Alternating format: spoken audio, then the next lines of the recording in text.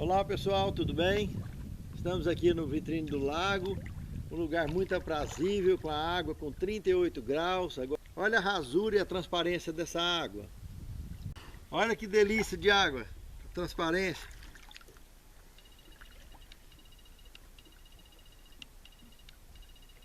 É um lugar muito bonito, vale a pena vocês virem para se tornar nossos vizinhos e aguardar Jesus voltar aqui. Um forte abraço a todos. Olá meus irmãos, minhas irmãs, é uma satisfação revê-los na abertura de mais um trimestre de estudos da Palavra de Deus através da lição. Eu gostaria, antes de iniciar esse estudo, de convidá-los para uma palavra de oração. Santo Deus, muito obrigado, Senhor, por nos trazer novas lições, novos mergulhos no conteúdo de nossa fé. Especialmente, Senhor, através de estudarmos a Tua Palavra, esse mar de sabedoria eterno e inesgotável do qual tem Tu nos guiado durante a história de nossas vidas. Santifica-nos, Senhor, na Tua Palavra, porque a Tua Palavra é a verdade. Capacita-nos à compreensão dos estudos e também a que possamos praticar e de ensinar a outros. Te pedimos e agradecemos essas bênçãos com o perdão de nossos pecados em nome de Jesus. Amém, Senhor. A verdade presente em Deuteronômio. Nós estudaremos esse tema durante os próximos 3 meses.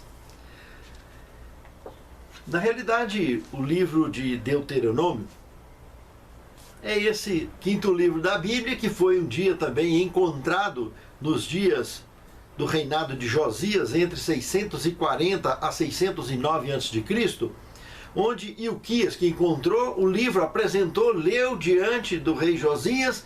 Esse então rasgou as vestes e promoveu uma reforma em Israel, porque chegou à plena conclusão de que estavam andando totalmente contrários às orientações de Deus a respeito das orientações deste livro, que nada mais nada menos é um livro de orientações de como melhor andar diante de Deus e diante dos homens e prestando sempre um serviço ao Senhor, cumprindo com a nossa missão, sempre inspirados nas orientações sagradas. Essa é a suma das orientações desse livro escrito por Moisés. Personagem, inclusive, da obra também, e que está vivo até hoje, mora no reino eterno. E já esteve aqui na terra depois que foi embora. 1500 anos depois que ele foi embora, ele veio cá visitar Jesus, lá no Monte Tabor, no Monte da Transfiguração. Ainda trouxe outro companheiro também, Elias, que foi vivo num carro de fogo 500 anos depois de Moisés. 1000 anos antes de Cristo aproximadamente.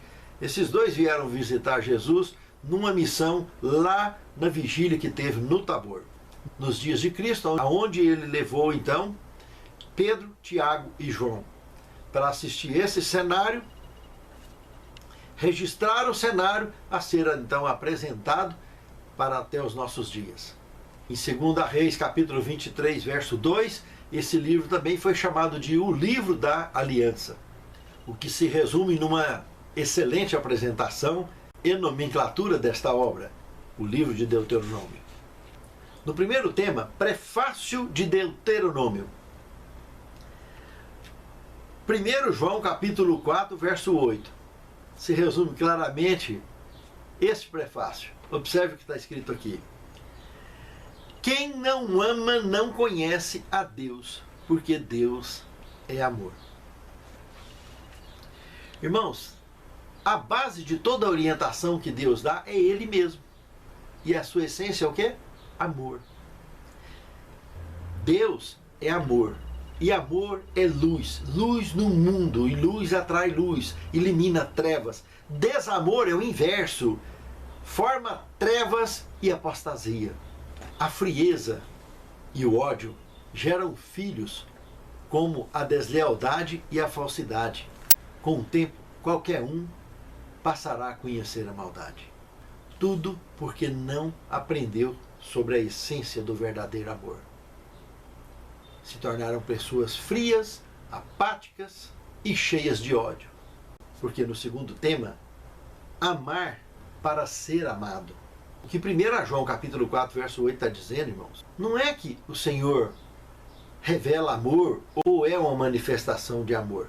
Está dizendo que ele é essência divina, é amor. Logo, se colocarmos em paralelo o amor de Deus, o amor ágape, que é o amor incondicional, é o amor absoluto, e do lado colocar o amor humano, o amor mortal, o nosso estilo de amor, nós perceberemos facilmente que o amor ágape, esse é essência, não é sentimento. Já o nosso é um sentimento. Percebeu a diferença? Um é uma pessoa divina, ele é amor. Então tudo que ele faz é fundamentado no amor. Quando nós fomos criados à sua imagem e semelhança, é para que nós nos mantivéssemos nessa linha de raciocínio. Agora, nós desenvolvemos o nosso próprio jeito de amar. E nós aprofundaremos um pouco mais no próximo tema. Por que que as coisas se tornaram assim? Por que que foi mudado o foco de tudo? Do jeito que o amor de Deus, o ágape, é incondicional, o nosso é condicionado. É o contrário. O nosso é condicional. Enquanto Deus é absoluto, o amor ágape é absoluto, o nosso é incerto. O nosso é questionável. O nosso é temporário, o outro é eterno. O nosso não suporta nada. Qualquer coisa se desgasta. O outro não se desgasta com nada. Porque ele é essência. O nosso é apenas uma ideia, uma sombra.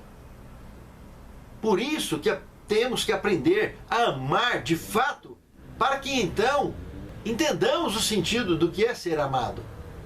Amar e ser amado são coisas distintas, mas quando conectadas, muito importante para todos nós.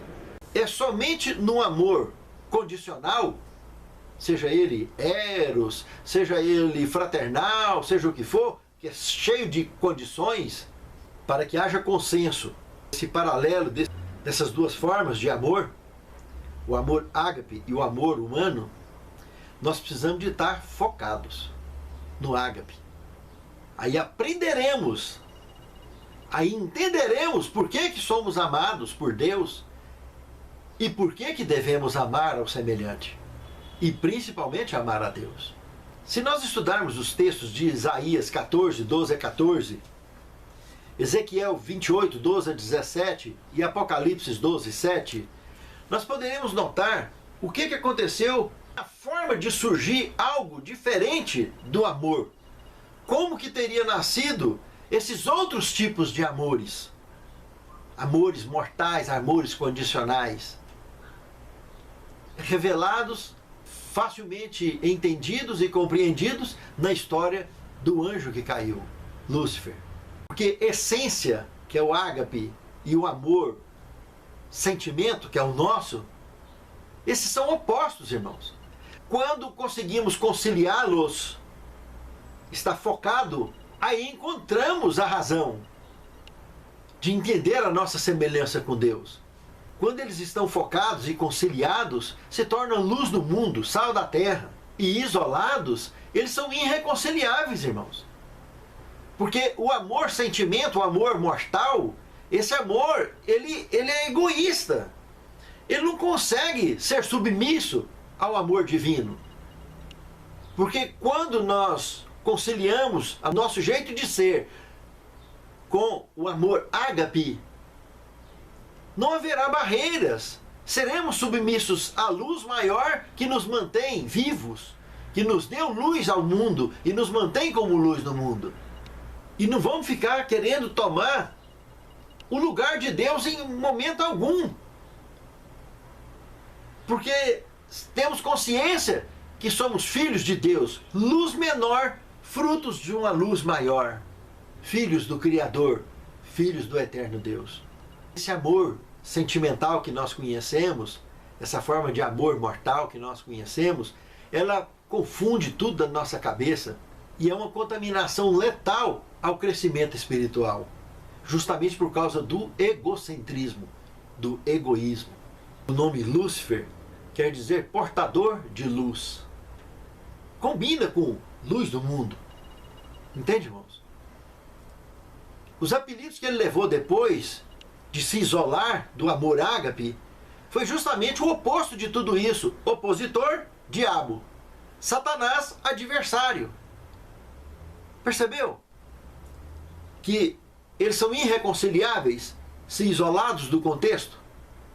Nós não podemos, como seres humanos, como mortais, estarmos isolados do amor verdadeiro, que ele é o foco, é a essência da nossa vida. Pense nisso, amado irmão. Pense nisso, amado irmão. No terceiro tema, a queda e o dilúvio. Dois paralelos fantásticos também de aprofundar nesse tema. Analisarmos em paralelo Gênesis capítulo 2, versos 16 e 17, com Gênesis 3, de 1 a 7, perceberemos que a história da queda, não importa onde ela aconteceu, seja no céu, seja na terra, aonde ela aconteceu, fica ilustrada verdadeiramente em duas árvores que não são árvores qualquer. Uma delas, chamada então árvore do conhecimento do bem e do mal, e a outra, árvore da vida. Duas árvores distintas, irmãos. Simples e distintas. Uma de propriedade exclusiva de Deus. Por isso não deveria ser tocada, invadida, desrespeitada por mortais, por criaturas, porque pertencia ao Criador. A outra, exclusiva das criaturas, para que expandisse a vida, protelasse a vida, desse sequência à vida, ensinasse os resultados, de fato, de sermos luz, filhos da luz,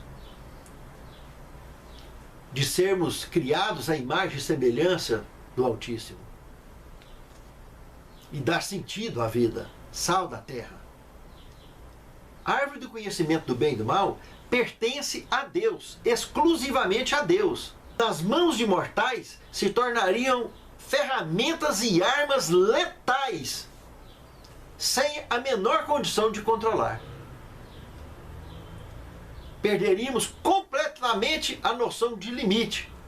E os portadores dessas armas se tornariam indiscutivelmente monistas, vivendo e ensinando nada mais, nada menos do que uma verdadeira loucura diante de Deus. Porque a loucura do mundo é loucura diante de Deus. Verdadeiros inimigos da verdadeira essência da criação, o amor de Deus. Já a árvore da vida é nossa.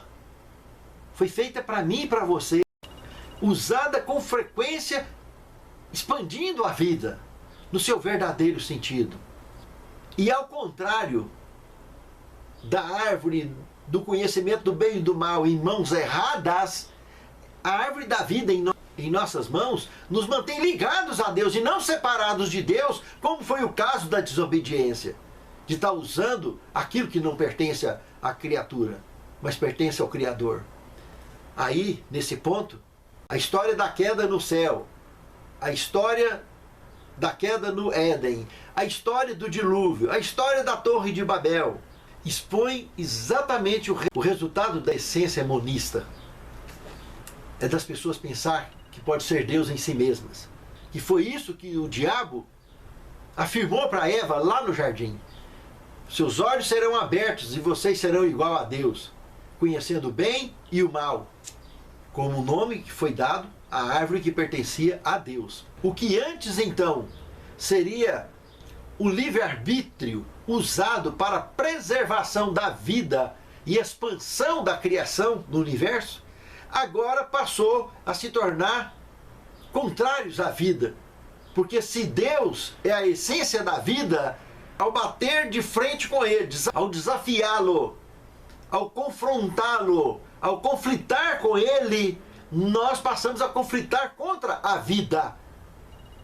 Separados de Deus, não somos nada, irmãos. A mentira do diabo, que alguém se tornaria como Deus em si mesmo, que isso é monismo, é nada mais, nada menos do que um espectro da maldade, um fantasma da maldade, assombrando e frustrando a vida de qualquer mortal que se isole de Deus, que é a essência da criação, é a essência do universo, e ele é amor. No quarto tema, o chamado de Abraão. Quando nós mergulhamos aqui em Gênesis 12, de 1 a 3, nós podemos entender aqui a pontuação genética dos escolhidos, quando Deus chama Abraão. O que tinha de melhor, então, ali aproximadamente há 2000 anos antes de Cristo, de seres humanos sobre a face da terra, logo aí menos de 500 anos depois do dilúvio, Deus então seleciona um indivíduo chamado Abraão. Na descendência desse moço, Deus não organizaria uma religião propriamente dita, mas orientaria a humanidade a como serem escolhidos de Deus. Ensinaria as pessoas a importância de desenvolverem e viverem pela fé. Esses escolhidos seriam chamados também de luz do mundo e de sal da terra. Seria também chamado de raça eleita. Seria também chamado de sacerdócio santo. A genética da fé, a essência do verdadeiro amor, nos manteriam ativos na nossa missão de viver e ensinar as boas novas àqueles que nos cercam. E dizer para o mundo ao nosso redor que em muito breve nós voltaremos a fazer parte de uma raça original, a raça pura que Deus criou. Para isso, basta que entendamos e expliquemos o plano da redenção que a nós foi revelado pela Santa Escritura. Aí jamais deixaremos de sermos úteis à causa enquanto vivermos neste velho mundo. Pense nisso, amado irmão. Pense nisso, amada irmã. No quinto tema, a aliança no Sinai. Irmãos, aqui também é uma história esplêndida. O ato de Deus dizer que esse povo agora era de propriedade exclusiva dele, essa expressão, irmãos, relatada em Êxodo 19, de 4 a 8, essa expressão revela o maior ato de Deus abaixo do Calvário, irmãos. A apresentação incontestável de sua graça, pegando um povo rebelde, encrenqueiro, que provocava a Deus o tempo todo, e Deus chamar esses indivíduos de propriedade exclusiva dele aqui na terra. Isso nos leva a entender a dificuldade de compreendermos de fato o amor de Deus. O quão grande, extenso e de fato absoluto ele é. Aquele povo ali, irmãos, ali exatamente no Sinai, onde Deus estava renovando essa aliança que já vinha arrastando desde Adão para cá, depois da queda, irmãos, ali eles fizeram, junto com Araão, eles pediram para Araão, o irmão de Moisés, que estava lá embaixo com eles, para fazer o bezerro de ouro, irmãos. Esse povo, Deus estava dizendo aqui no Sinai, dizendo para Moisés e para eles todos, que era propriedade exclusiva dele. Esse Deus que é o Criador absoluto do universo, Deus que é amor. Aí fica realmente documentada a dificuldade de compreensão do amor de Deus. E ainda teria um ato maior ainda mais tarde, mais incompreensível ainda, que seria o Calvário. Para entender assim esse amor de Deus, através dessa graça absoluta revelada na história do pecado. Lá no livro de Jó, nós vimos o próprio Satanás tem permissão de entrar no céu depois que caiu do céu. Indo diante da reunião, que Deus reunia os filhos de Deus, uma vez por ano, lá no céu. Segundo o relato de Jó capítulo 1, Jó capítulo 2 e etc. A chance de recuperação que Deus oferece, o amor de Deus, a vontade que Deus tem de salvar a todos, é algo que nós não conseguimos entender. Só podemos aceitar e viver. E poder ensinar sobre isso. Não há dinheiro que pague, meus amados irmãos, de sermos mortais como nós somos e nos sentirmos seguros, salvos em Cristo, porque Ele é conosco. Ele é Emanuel, Deus conosco. Pense nisso, amado irmão. Pense nisso, amado irmão. No sexto tema, apostasia e punição. Irmãos, o melhor texto da Bíblia Sagrada toda para explicar isso aqui é 1 Coríntios capítulo 10, verso de 1 até o 13. Eu costumo dizer que este é o Evangelho de Deus segundo o apóstolo Paulo. Ele pega e faz um paralelo do antigo Israel com o Israel moderno, dos descendentes legítimos de Abraão com os descendentes da fé, e mostra uma história tremenda do amor e a graça de Deus sobre esse povo, a história do povo rebelde desafiando a Deus, sendo colocado assim, quando não tem conserto, diante do exterminador, para que não seja interrompido ou atrapalhado tanto a missão daqueles que querem prosseguir na causa como escolhidos de Deus. E é uma lição atualíssima para mim e para você.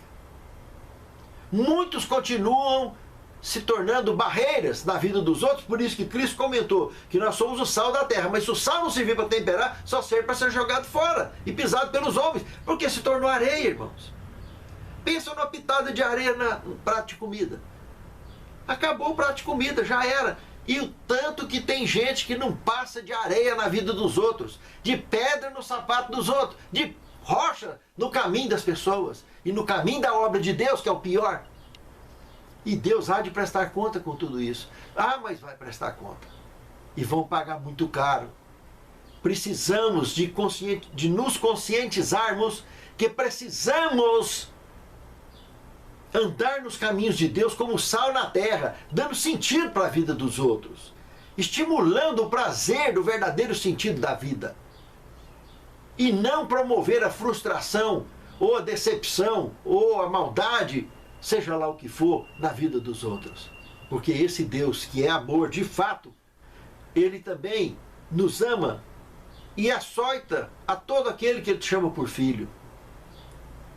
É normal, às vezes, sermos punidos por nossas escolhas mal feitas. Deus nos livra do pecado, mas não das consequências de nossas más escolhas. Mas Deus não nos abandona. O filho pródigo que chegou ao ponto de estar no chiqueiro, de comer comida do porco, não era nem carne de porco, esse resolveu voltar para os braços do pai e o pai estava de braços abertos. E é assim que Deus sempre está, esperando a mim e a você. E Ele em breve vem nos buscar, para nos levar para o lar eterno, nos devolvendo a condição original da criação. Raça pura, livre do pecado, livre do pranto e da dor, livre da morte. Pense nisso, amado irmão. Pense nisso, amado irmão. Sejamos amáveis ao Senhor, o sirvamos em espírito e em verdade, cumprindo com a nossa missão para a honra e a glória de Deus. E que Ele muito breve possa vir para nos buscar. No 7º tema, lágrimas de crocodilo. Olha o que está escrito aqui em Patriarcas e Profetas, página 283. Observe. O decreto de que Israel não deveria entrar em Canaã antes que passassem 40 anos foi uma amarga decepção para Moisés e Araão, Calebe e Josué. No entanto, sem murmurar, aceitaram a decisão divina. Mas aqueles que reclamavam da maneira de Deus lidar com eles e que diziam que retornariam para o Egito, choraram e lamentaram profundamente quando as bênçãos que desprezaram lhes foram tiradas. Haviam se queixado de coisas irreais e agora Deus lhes deu um motivo real para eles chorar. Se tivessem se lamentado de seu pecado no momento em que lhes foi apontado, a sentença não teria sido pronunciada, mas eles ficaram tristes apenas pelo castigo que receberam. Sua tristeza não era demonstração de arrependimento sincero e não podia liberá-los do castigo. Irmãos, todos nós fizemos, com certeza continuamos a fazermos escolhas erradas. E tudo tem seu preço. O arrependimento deve ser sincero. Tristeza, de fato, de cometermos atos errados é uma realidade. Mas a certeza do amor e do perdão de Deus e da salvação que Ele nos oferece é absoluta, irmãos. A sinceridade da nossa vida cristã com Deus e com o semelhante são joias de um verdadeiro tesouro, irmãos. Tesouro esse que brilha como o amor de Deus. Por isso que ele diz que eu e você somos a luz do mundo. Porque quando somos sinceros com Deus e com o semelhante, é isso que está acontecendo. Nós recebemos do Senhor a luz e transmitimos para o mundo. Santo Deus, faça de nós verdadeiros holofotes para aqueles que nos cercam, atraindo essas pessoas para os seus pés. E que naquele grande dia, cônscios de nossa missão cumprida, possamos abraçar contigo nas mansões eternas. Que nós e os nossos lares representados nesta oração façamos parte daqueles que serão contados dentro dos portais da Cidade Santa. É o que te suplicamos, agradecidos em nome de Jesus. Amém. Aqui é uma mina d'água. Nasce aí na pedreira, em cima da montanha, e vem direto para o Ribeirão dos Negros.